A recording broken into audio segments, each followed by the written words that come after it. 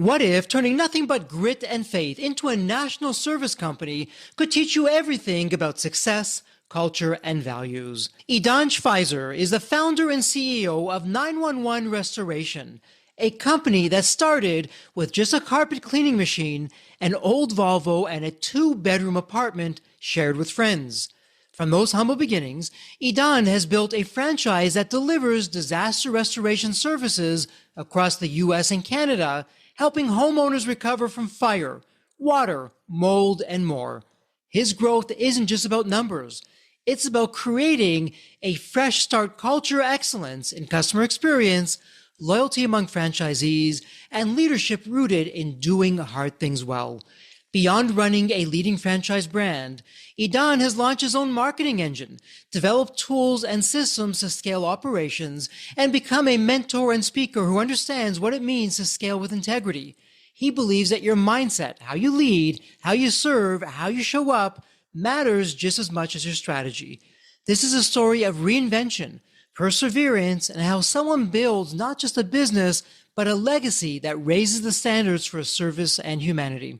And before we start the episode, a quick word from our sponsor, Deep Wealth and the Deep Wealth Mastery Program. Here's Bill, a graduate, who says, the Deep Wealth Mastery Program has transformed the KPIs we're using to accelerate growth and profits. Or how about Emery, who says, and I love this, and I quote, the Deep Wealth Mastery Program helped me create the right mindset for both growing my business and later my future exit. I now know what questions to ask, what to do and not to do, which is priceless. The team and I have found dangerous skeletons and gaps that we're now addressing due to the Deep Wealth Program. Today, our actions have a massive ROI. Absolutely love that.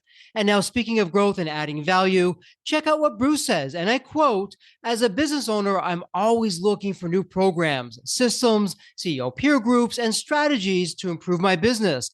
Hands down, the Deep Wealth Mastery Program is the absolute best. I'm both growing my business and preparing for a future exit at the same time. It doesn't get any better. And I got to tell you, as I hear these testimonials, this is exactly why I do what I do. My mission, the team's mission here at Deep Wealth, is to literally change the social fabric of society, one business owner at a time and one liquidity event at a time. The Deep Wealth Mastery Program, it's the only one based on a 9-figure deal. And that deal, that was my deal. You know my story. I said no to a 7-figure offer. I created a system that we now call Deep Wealth Mastery, and that's exactly what helped myself and my business partners welcome from a different buyer, a different offer, a 9-figure deal. So if you're interested in growing your profits, preparing for a future liquidity event, whether that's 3 years away or 33 years away, and if you want to optimize your post-exit life, Deep Wealth Mastery is for you. Please email success@deepwealth.com. Again, that's success, SUCCESS, at deepwealth.com. We'll send you all the information about the Deep Wealth Mastery Program, otherwise known as the Scale for Ultimate Sales System. Better yet, why not hop on a complimentary strategy call? We'll see where you are at your business and what's standing between you and your financial independence and your dreams. So that's where you want to be. You want to be with other successful business owners, entrepreneurs, and founders just like you who are looking to create market disruptions. Whether you're a startup, whether you've been in business for 3 or 4 decades, whether you're manufacturing, whether you're high-tech, SaaS, low-tech, whatever the case may be, come on in and network with other business owners, with other businesses just like you, because they all want to lock in their financial freedom and enjoy both success and fulfillment. Again, the 90-day Deep Wealth Mastery Program, it has your name on it. All you need to do is take the next step. Please send an email to success@deepwealth.com. Deep Wealth Nation, welcome to another episode of the Deep Wealth Podcast. Well, you heard it in the official introduction. We have an entrepreneur, and not just any entrepreneur in the house of Deep Wealth, an entrepreneur who is all about your health. And you know us here at Deep Wealth, our health is our first wealth. And I love the sweet spot that we're in, but I'm going to put a plug in it right there. Idan, welcome to the Deep Wealth Podcast. An absolute pleasure to have you with us. There's always a story behind the story. Idan, what is your story? What got you from where you were to where you are today? Oh, first of all, I'm excited and happy to be here with you. So thank you. And wow, the story. Really, my story started with hearing about United States where all dreams are possible. I grew up in a small farm in the south part of Israel. Education was not really the thing for me. Most of my time I was barefoot out in the field, helping my parents, kind of trying to build our own business in agriculture. And right after I finished my service, a good friend of mine approached and says, "Listen, let's go to United States.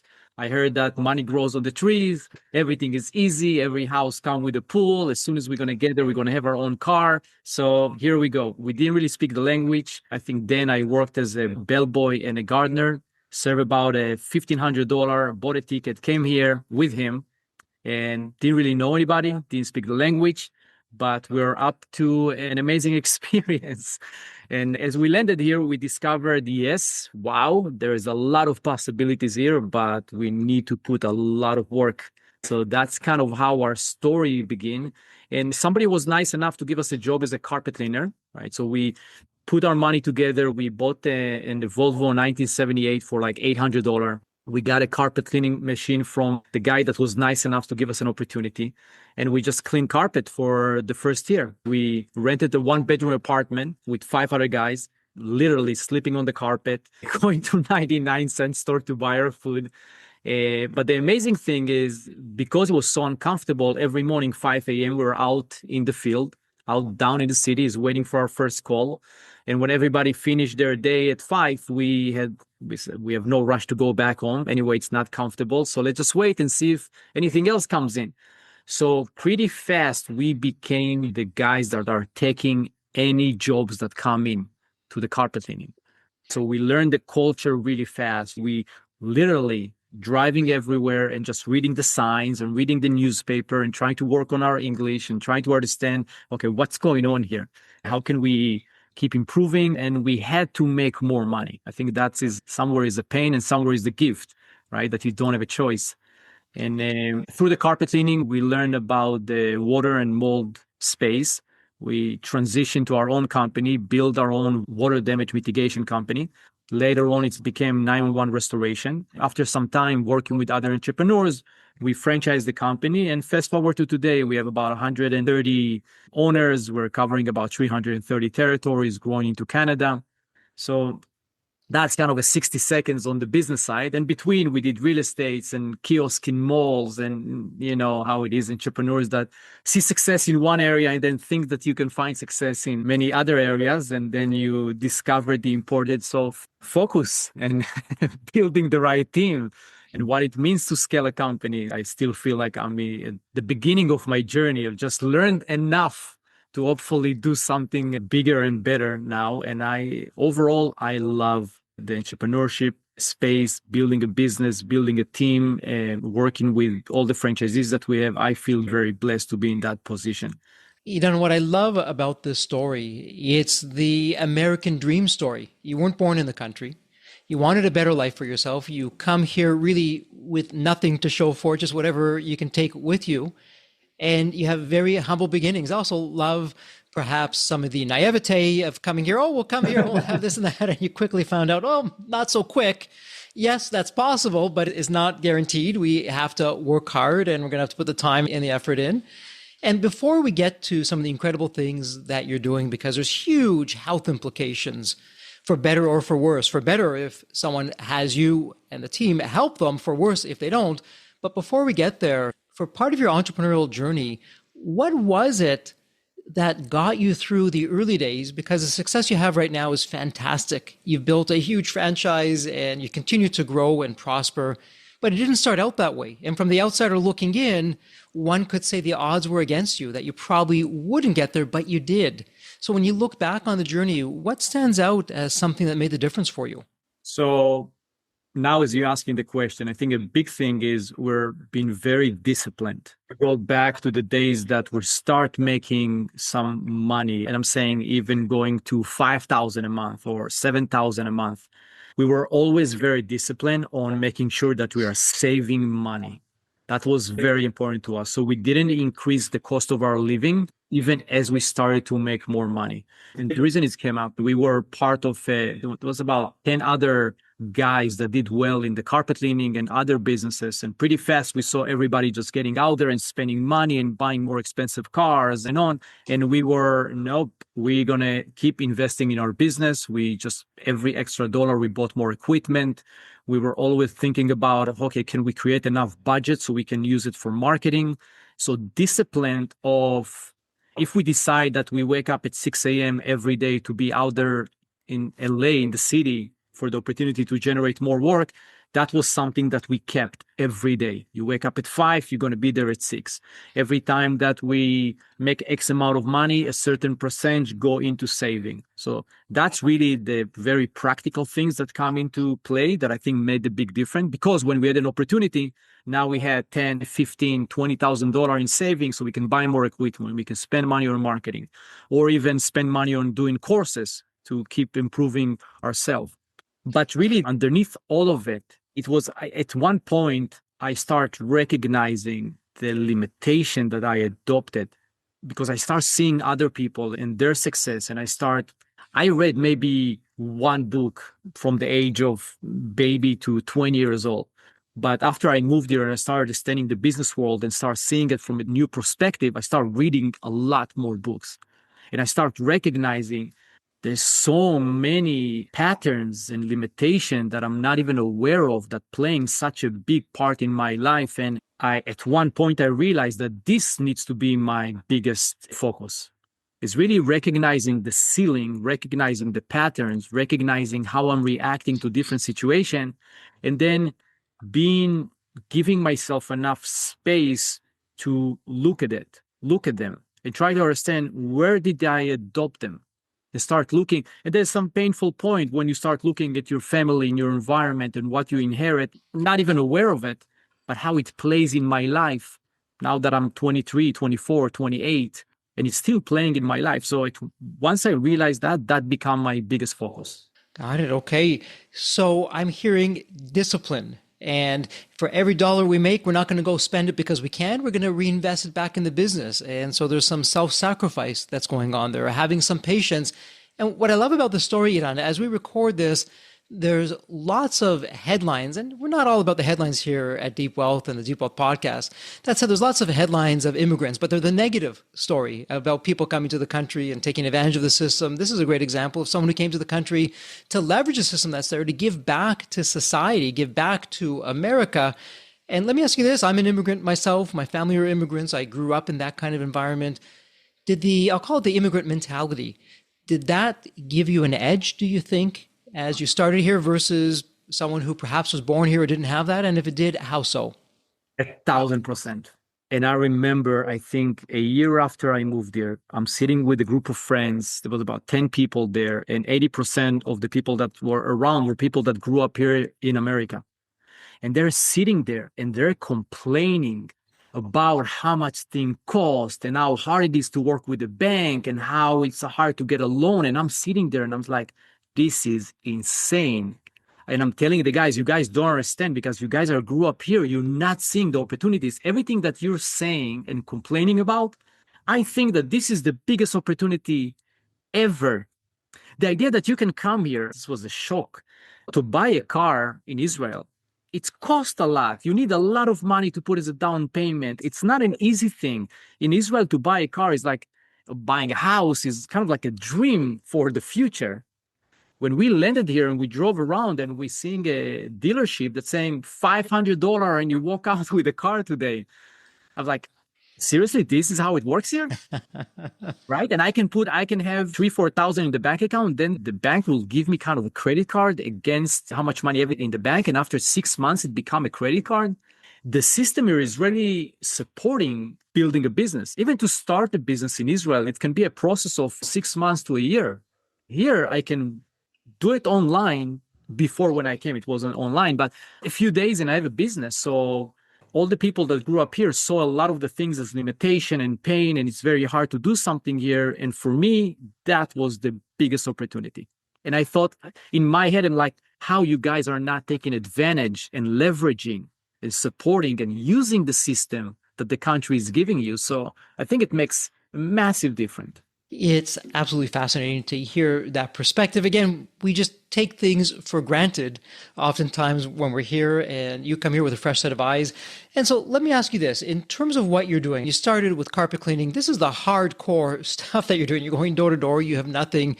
You're not speaking the language. It's not your first language. You're making your way there. But now, before you got into now 911 restoration and you're doing disaster cleanups, both on the home front side, the residential side, the commercial side, you could have chosen anything. So when you said, okay, no more carpet cleaning for me, I'm going to build a business here and I'm going to take it national at one point. What was it about restoration that attracted you to that?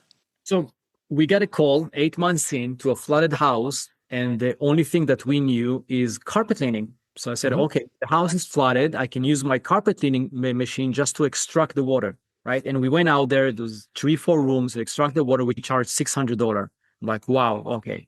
We just made a lot of money. We even celebrate that night eating Chinese food. But as I'm standing there with the homeowner, we're almost done with the extraction. Another company came in. And they brought in blowers and dehumidifiers, and they're pulling the carpet and cutting the walls. Now, I didn't know anything about it. I thought we just extract the water and let the carpet dry out over a few days. And that's it. Later on, I discovered that this company charged $15,000. So now, very grateful for my 600, but I want a piece of the 15,000, right? And the second thing that I noticed is the company did not really care about the homeowner. I'm standing there with the homeowner. He's going through this emotional disaster. How I'm going to pay for it? What's going to, it's very overwhelming to see your biggest assets, your family, your home, your house go through such a destruction. So I looked at it more from, he's going through an emotional disaster, not only the physical destruction. So that was my first experience.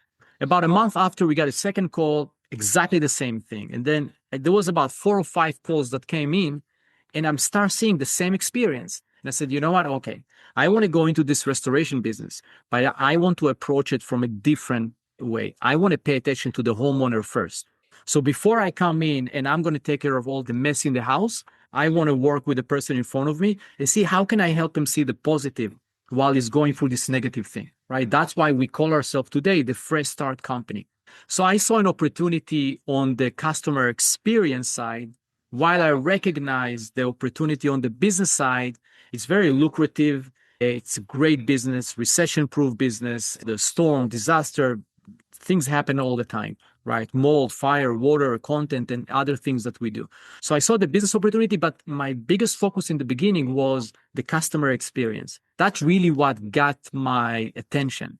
I said, wow, if I'm going to go into this business, but have that approach, like really paying attention to how people feel, really create an experience around, if you're a mom, you wake up 6 o'clock in the morning, you need to feed your kids, you need to take them to school, there's things that you need to do, but you walk downstairs and everything is flooded. One company can come in and just create a big mess, pull everything out, and that's it. Another company can come in and try to work a plan with the mom that, okay, where do you want to feed your kids? How can we make it? How can we help you go through what you need to go through and helping you see the positive and the negative while we're going to take care of everything else and work with your insurance companies and do a lot of things that we know that can be very overwhelming, because we're in a business that people hoping that they're never going to need us, right? We even have today commercials that we're saying, we hope we never get to work together because if we do, we know it's not a good day for you.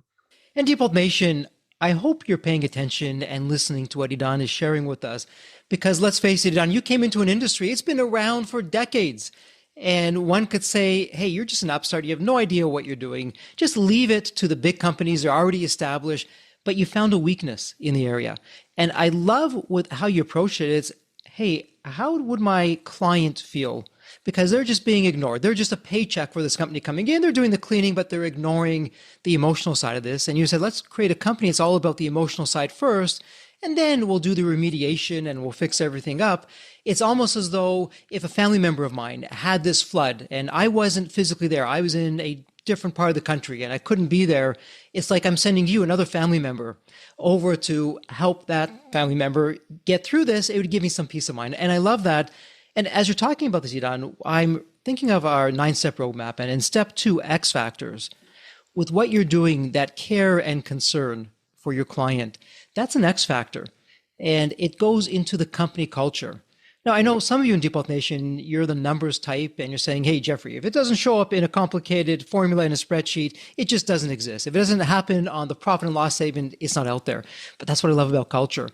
It makes your company very difficult to compete with because as a competitor, all the money in the world, I can't copy your culture and that care and that concern that you've put into with you and now the entire team of what's there. So you found the gap. And I love how you just jumped on it. You took your ignorance, your naivete. Geez, we charged 600. We could have got 15,000. Okay, I'm not going to be mad about this. I'm just grateful for the opportunity. Thank you for the $600. Now let's start a business where we can start charging $15,000 or more, but with a difference. And so when you went out there and you had this care, this concern, let's call it kindness, which is what it is. What was the market response like? Oh, it was great. We got recommendation. We took that approach when I went to meet with insurance adjuster, when I went to meet with somebody that managed a property. I said, I'm not going to pitch my company. My goal, the same way that I'm looking at the homeowner, my goal is to add value to the person in front of me. Instead of pitching, I ask questions. What is your goal? What are you working on? What are you striving to achieve? And my only thing that I have in my mind is how can I help that person in front of me achieve more in his life? So now I'm not selling, I'm building relationships. Now I'm connecting with people on a different level. And it just grew really fast. I had the conviction of saying with our approach as the fresh start company, I know that if somebody comes and work with me, he's going to have a great experience. Period. Now my thing is, how can I get as many people as possible to experience what we provide? And that brought a level of conviction. I don't really need to sell so much because I know just one opportunity, we build good relationship. I know I'm going to be your guy. Love that. And so you're now building this, you're getting out there. Why don't we put a pause for just a moment and we'll talk more about the entrepreneurial journey. But for Deep Wealth Nation, who they're very fortunate. They've never been through mold or a flood that leads to mold. Let's talk about the health issues because we've had doctors on here, Idan. We've had biohackers on here. We've had scientists on the Deep Wealth podcast. And they all tell us what we can do. But I also know I can do all the right things. So in other words, I can do the right exercises. I can have the right kinds of foods that I'm eating. I can do the right kinds of nature outdoors and walking and everything else. But if I have mold in my home, if I have other kinds of issues that I'm not aware of, it's all for naught. It's going to affect my sleep, my health, and other kinds of things. And I may never even know why I'm perhaps gaining this weight or feeling sick all the time or having colds or not having energy or brain fog. So talk to us. What happens when you're coming in, when you're the disaster cleanup specialist? Yeah. What's going on behind the scenes if a flood happens and I do nothing about it? If you're not treating it fast enough, there's going to be mold growth. Now, there's mold everywhere, but there's a certain type of mold that really hurt our health, create inflammation. There's a different sickness. People react to it in a different way. Yeah, so it's super, and we take it very seriously. You know, what's funny is I grew up in a farm in Israel. We never really paid too much attention to mold or anything. It wasn't a big deal. You live in the farm, everything. I pick up a tomato, there's some mold on it. I cut this part off and I just eat the second part. That's really it. So what was interesting, once we got into the mold, water, and fire damage business, I flew for a 3-day convention in Vegas and I learned what mold, or if the environment is not clean and healthy, how it's impacting your health. And I came back after 3 days and I was in shock. There is many kids out there, many adults out there that are different antibiotics. They're taking different medicines. They have allergy that they suffer. I have good friends that suffer through the same thing. And they keep going to doctors. And the only thing that the doctors do, they keep writing more and more prescription of what is it that they need to take. When really it's just cleaning your environment. Just making sure that the air that you breathe, where you sleep, where you spend most of your time is clean. So the impact can be massive to different people. I met people that are having this special piece of equipment, it's kind of like a small ozone machine that keep cleaning the air, breathing, because they lived in their room and their house that was affected by mold for so many years. A friend of mine that's suffering from allergies for many years, keep going back to the doctors and they're not even asking him, how's your environment? Did you do air tests or did you check the quality of the air? Nothing. We went back to his house and his carpet and some of the areas of his house that need to be completely gutted and cleaned. And once he went through that process, 6 months after, a lot of the allergies, a lot of the things just disappeared. It's just incredible because it's sad to say, based on what you're sharing with us, the hard part isn't whether it be a fire or a flood or a sewer backup. That's not the hard part. The hard part is the aftermath of it, of getting it all cleaned up and making sure that we're in a healthy space. Because whether it's mold, whether there is, heaven forbid, a fire, whether the sewer backed up, it's got to be cleaned up, but not just cleaned up in any way, in a very special way. And I know you're a specialist in all of that. So from fire damage to mold to a sewer backup to a flood, what are some of the common, we'll call them health concerns that can come out of this that we may not even be aware of? We don't even think about this because we're so concerned of, let me just get my home or my office back up and running so I can get back in there or live there or work out of there. And we don't really think about the health ramifications. Here, it just happened. Another friend is a real estate agent. His house got flooded. He's very handy. He decided to do everything on his own, treat the water damage. There's a few leaks from the ceiling. Thought that he took care of everything. He even rented some blowers and dehumidifiers. 6 months after, he's calling me and says, like, I don't know what's happening with me. I'm feeling very tired all the time. My stomach is off. My wife do a 5 minutes workout and she gets really sore. It's very off. Suddenly she have lower back pains. They're both feeling every night that they're like super tired, not something that they used to. So he tells me everything. And then we keep the conversation going. I thought it's something else because I didn't know that his house got flooded in the past. And then I'm asking them, did something change in your house, in your environment? Oh, Idan, now that you're asking, about a year ago or 6 months ago, my house got flooded, but I took care of everything myself. I told him, listen, okay, I think this is the issue. I'm going to send you a friend of mine that he's doing the air testing for you. Don't try to save money because it's your health and it's your wife and it's your kids. This is not something that we're playing with. Did the air test. Everything came back with such high level of mold. So now he tried to save money the first time. Now we need to get out of his house, rent another house for 1 month, need to do a full remediation, get rid of a lot of the fabrics and other things that observe the mold. So it became a massive process, but that really can be a simple thing as I'm feeling extra tired. I feel like I'm not clear in my head. I'm doing all the usual routine that I do to get myself all focused, and I'm taking my vitamins and minerals and everything that I need to take, but something is just off. And that will be the first signal of, okay, let's air test. Let's see if something happened in the area that we're in. Yeah, but it can be simple as I'm just extra tired. It's hard for me to focus and I don't understand why I'm doing everything else right. And so a few takeaways here. And I know as entrepreneurs, we have the mindset, well, I can do it myself. I'll save some money. But it's like saying, I'm just going to file my taxes on my own. Who needs accountants? And we just fill out the paperwork and we miss things or we fill it in the wrong way. And now there's back taxes or we're paying more taxes than we should because we didn't know what to do. So Deep Health Nation, take note. Heaven forbid, if there's a backup on the sewer line or a fire or a flood, don't try and save a few dollars and do it yourself. Call in a specialist. And speaking of that, Idan, it got to the point, I would imagine, where you're saying, okay, I've got a booming business here, but I'm only one person. I can only do so much in this particular geographic area. When did the idea of franchising come in? And what did it look like at the time? Because here you are, started from nothing. You have a wonderful business now, and now you're ready to take it to the next level.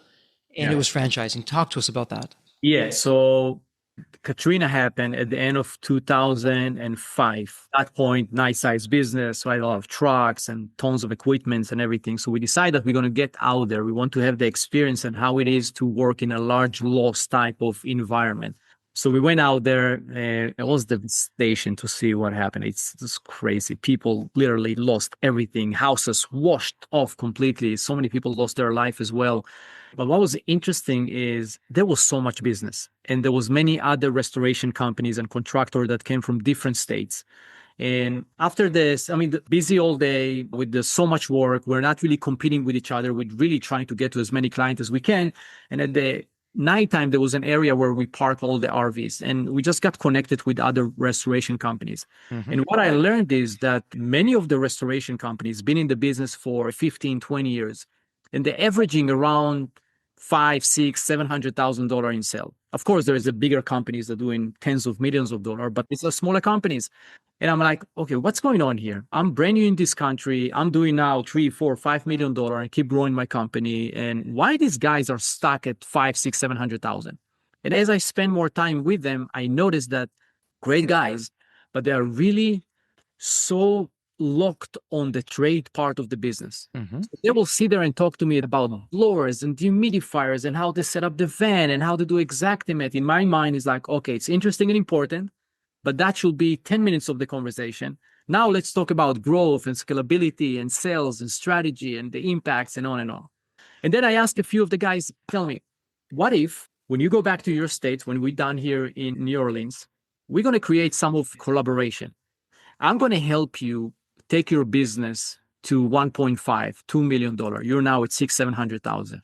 Are you open to do something like that? Of course, Idan, this is my dream. I got stuck in this number for so many years. Anyway, so I spoke with a few guys.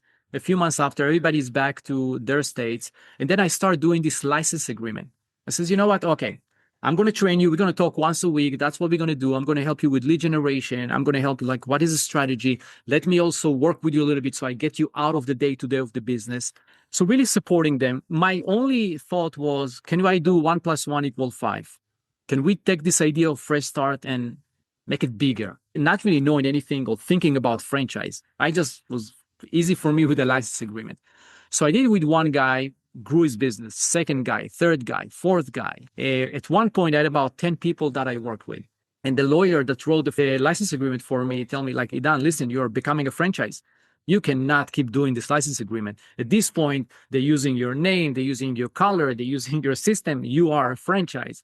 I'm like, okay, I know the concept of a franchise, but how franchise works, right? So then I dove into the franchise agreement and FDD and how do we go about it, and now taking the system to the next level. So that's really how it happened. I didn't sit there before and says, you know what, how can I build this big franchise? My thought was, can I do 1 + 1 = 5? Can I help them generate leads? Can we take this idea of fresh start and grow it? I know it's great, guys. I know that they will do amazing work. I think that I can help them with the mindset. I can help them with lead generation. Yeah, so that's really how we became a franchise. In Depot Nation, as you're listening to Idan's story, are you seeing the theme that's coming out here? He's not making it big and complicated and having these grandiose things. It's, hey, I just charged $600. This other company came in for $15,000 and they didn't care about the customer. I want to care about the customer. I want to do as good or better a job. And then all these other people that are doing what I'm doing, but they're not my competition. They're in different parts of the country. How can I help them? How can I get them from where they are to double, triple, quadruple, maybe 5x their revenue? And so you're taking it head on. There's that saying that dreamers dream, doers do. And yes, you had dreams, but you were out there, you were doing, and you weren't getting bogged down by all the complexities. You didn't say, okay, let me think about this, or let me get all the legal agreements done first. And of course, legal agreements are important, but you proved it. You got it working. You were changing people's lives. On the customer front, you were helping the customers. With your competitors, actually, they became your future customers. You were helping them get over hurdles that they only dreamed of overcoming. And then as you came to those other barriers or challenges, you figured it out. You sat down, you got the right help, and you overcame that. And it's such a wonderful example of how, as entrepreneurs, let's just solve the problems around us, see where it takes us. And then there's always tomorrow. We can always worry about tomorrow. Let's just focus on today and do the best that we can with today, with what we have. Now, in that journey, I'm sure, Idan, that it wasn't a straight line from starting here to success. It's just a straight line. There's zigs, there's zags. You're having some challenges. You're having some setbacks. If you look back to your biggest setback, whatever that was there ever a moment where you're wondering, I don't know if I can do this, or is it really worth it? Should I even be doing this? Or I really made a big mistake on this. How did you overcome that? What was the mental mindset that was going on if that should have happened? Yeah, I always, when I meet with franchisees and go through kind of sharing the story, I tell them, listen, I can tell you the success story in 60 seconds, but to tell you all the failure that we went through and the pain, I probably need a month here. There's a lot of part of the attitude of let's just jump into it and give it a try. There is a lot of correction that you need to do as you're going through that process. I have moments, 2008, when real estate crashed. At that point, we grew the company. We had a number of franchisees.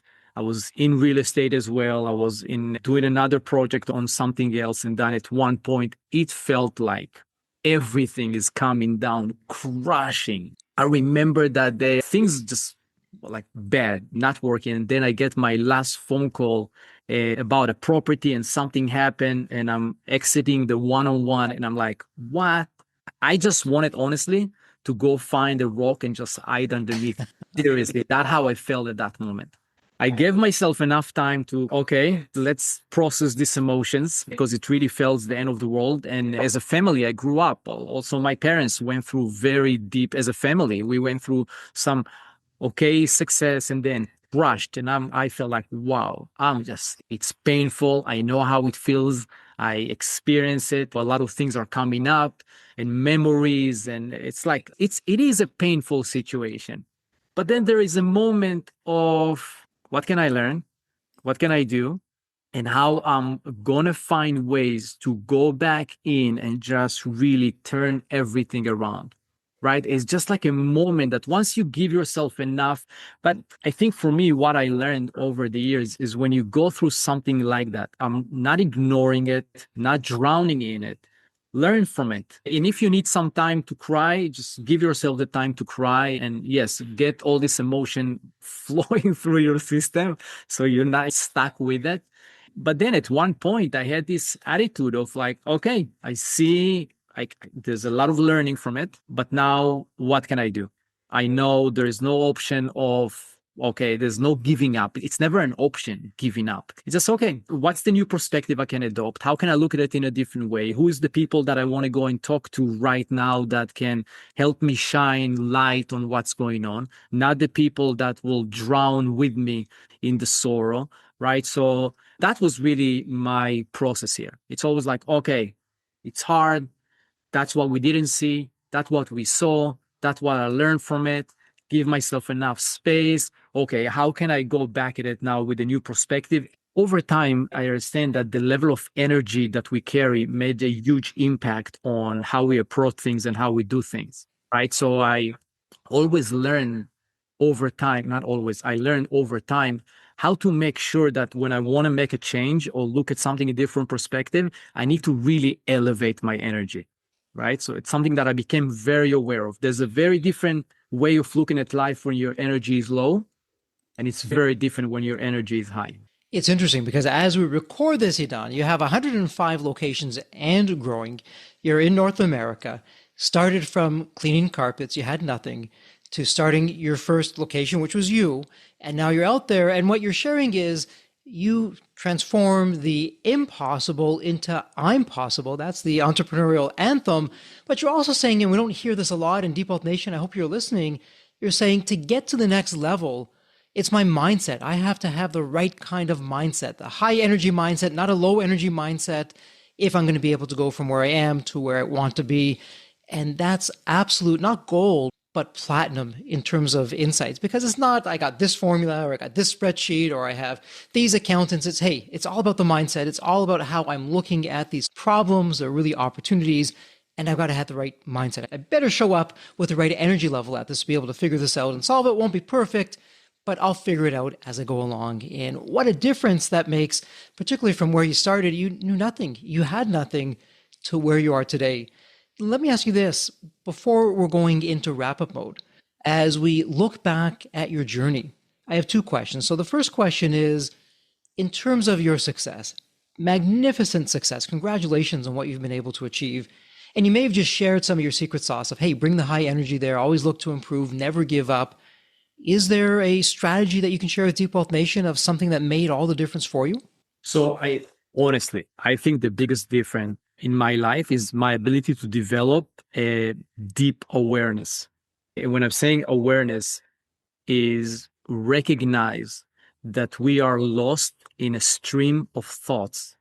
A human being think about 60 to 80,000 thoughts every day. 95, if not 97% of our thoughts are the thoughts of the past, keep repeating every day. If you are not aware of it, and that's why it's very hard to make changes, you need high level of energy, you need awareness. You're just going to be lost in your own stream of thoughts, and you're just going to do everything again and again, and you're going to try to optimize a little bit here and there, and it's just going to keep pulling you backwards. So that level of awareness, it's sometimes I tend to oversimplify things because that's what really get people and myself to take action is just this moment of grounding, and as often as you can during the day to recognize, okay, I'm here. That's what's going on. That's my sensation. That's how I feel. That's my reaction to the conversation. You bring more awareness to it instead of just being lost into it. Because if you're not aware of it, you're just going to get back lost into it.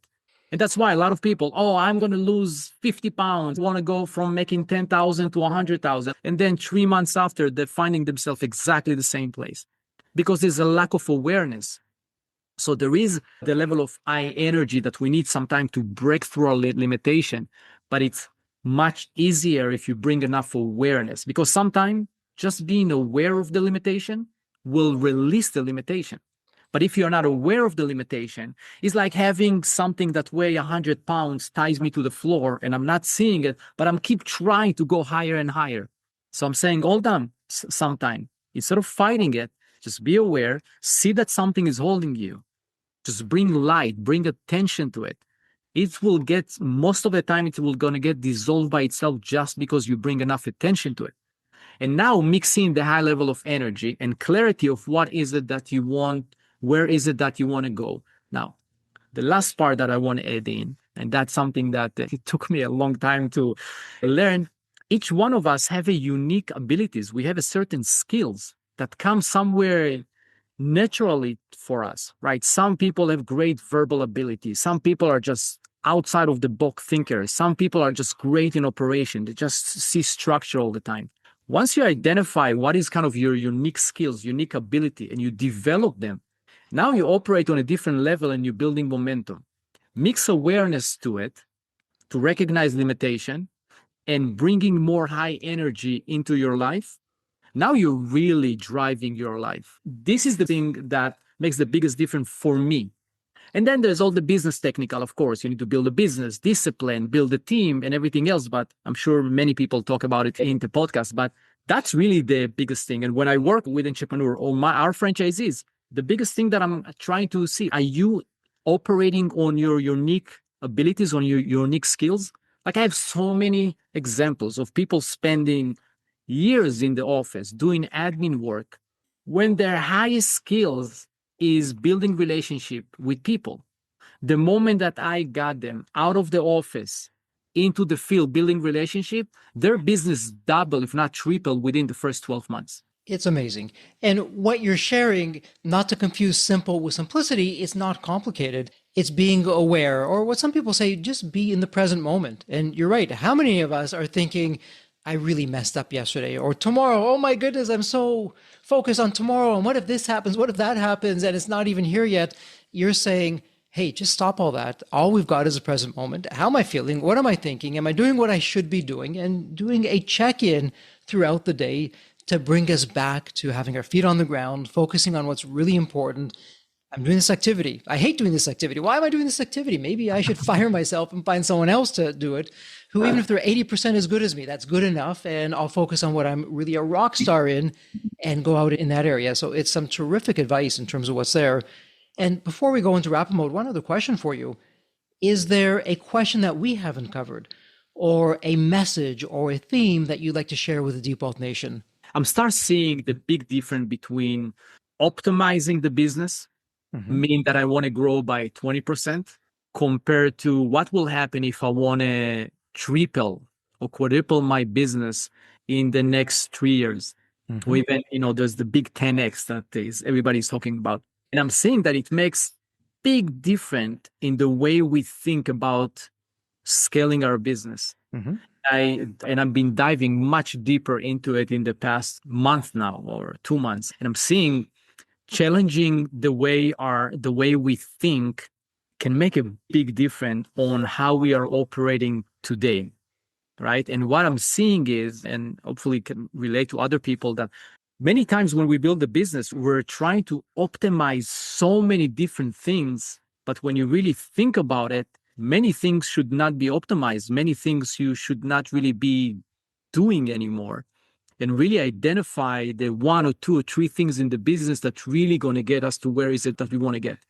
Terrific insight. And we talk a lot about that in our 90-day Deep Wealth Mastery program, where we often say, as entrepreneurs, we have all the answers. We don't have the right questions to ask. And Idan, you're asking the right question. You're right.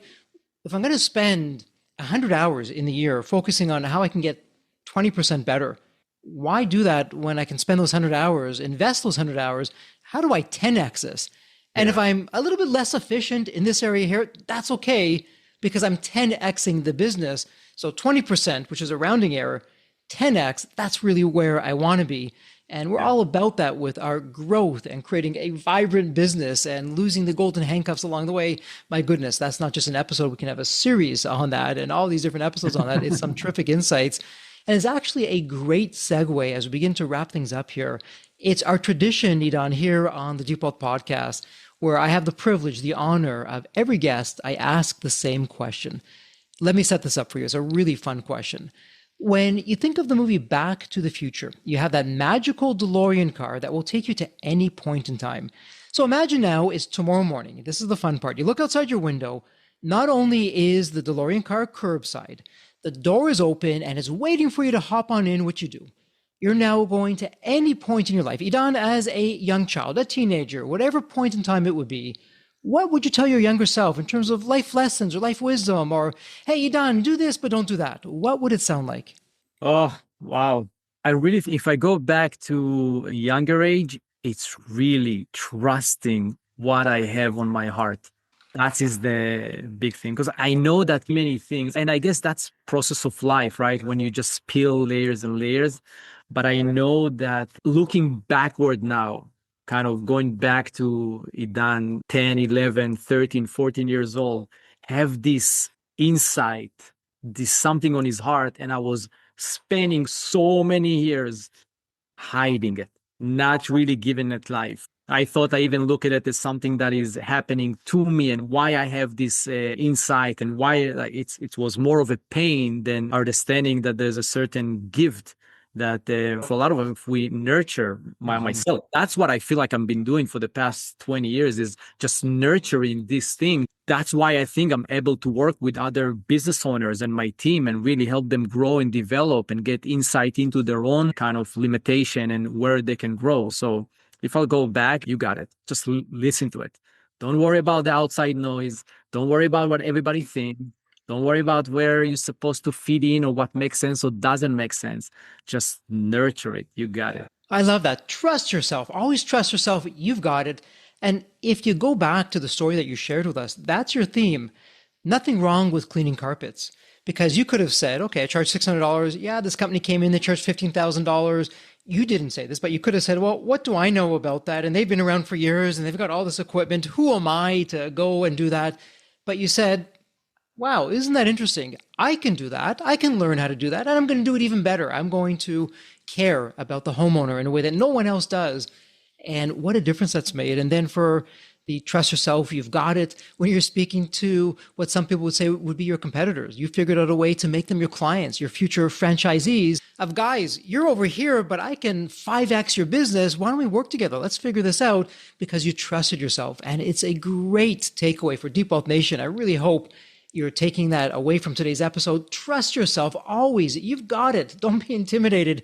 Just because you haven't done it before doesn't mean that you can't. And Idan is a wonderful example of what it's like to be curious, to be hungry, to want to make a change, to care about other people, knowing, hey, if I help enough other people get what they want, eventually I'll get what I want and not the other way around. And Idan, for someone in the Deep Wealth Nation, maybe they want to become a franchisee of yours, or maybe they want you to come in, or one of your team members to come in and help out with one of their situations, or they even have an entrepreneurial question for you. Where would be the best place online to reach you? I'm more active on LinkedIn. So it's Idan Shpizear, IDANSHPIZEAR. I know it's very hard to say my name. For the franchise is 911restorationfranchise.com. Doesn't get any easier. Deep Wealth Nation, it's all in the show notes. It's a point and click. Idan, congratulations. It's official. This is a wrap. And as we love to say here at Deep Wealth, may you continue to thrive and prosper while you remain healthy and safe. Thank you so much. Thank you. That was great. Thank you. So there you have it, Deep Wealth Nation. What did you think? So with all that said, and as we wrap it up, I have another question for you. Actually, it's more of a personal favor. Did you find this episode helpful? Have you found other episodes of the Deep Wealth Podcast empowering and a game changer for your journey? And if you said yes, and I really hope you did, I have a small but really meaningful way that you can actually help us out and keep these episodes coming to you. Are you ready for it? The dramatic pause. I'll just wait a moment. Drum roll, please. Subscribe. Please subscribe to the Deep Wealth Podcast on your favorite podcast channel. When you subscribe to the Deep Wealth Podcast, you're saving yourself time. Every episode automatically comes to you. And I want you to know that we meticulously craft every one of our episodes to have impactful strategies, stories, expert insights that are designed to help you grow your profits, increase the value of your business, and yes, even optimize your post-exit life and your life right now, whatever you want that to look like. And every time you subscribe and a fellow entrepreneur subscribe, it's a testament to how together, yes, we are changing the social fabric of society. One business owner at a time, one liquidity event at a time. So don't let the momentum stop here. Subscribe now on your favorite podcast channel. You'll never miss an episode. You'll be the first to hear from the top industry leaders, the innovators, the disruptors that are really changing and shaping the business world. And maybe you're commuting, maybe you're at the gym, maybe you're taking a well-deserved break that we spoke all about on this episode. The Deep Wealth Podcast, it's your reliable source for the next big idea that could literally revolutionize your business. So once again, please hit that subscribe button, stay connected, inspired, and ahead of the curve. And again, your next big breakthrough moment, it might just be one episode away. Maybe it was even this episode. So all that said, thank you so much for listening. And remember, your wealth isn't just about the money in the bank. It's about the depth of your journey and the impact that you're creating. So let's continue this journey together. And from the bottom of my heart, thank you so much for listening to this episode. And as we love to say here at Deep Wealth, may you continue to thrive and prosper while you remain healthy and safe. Thank you so much. God bless.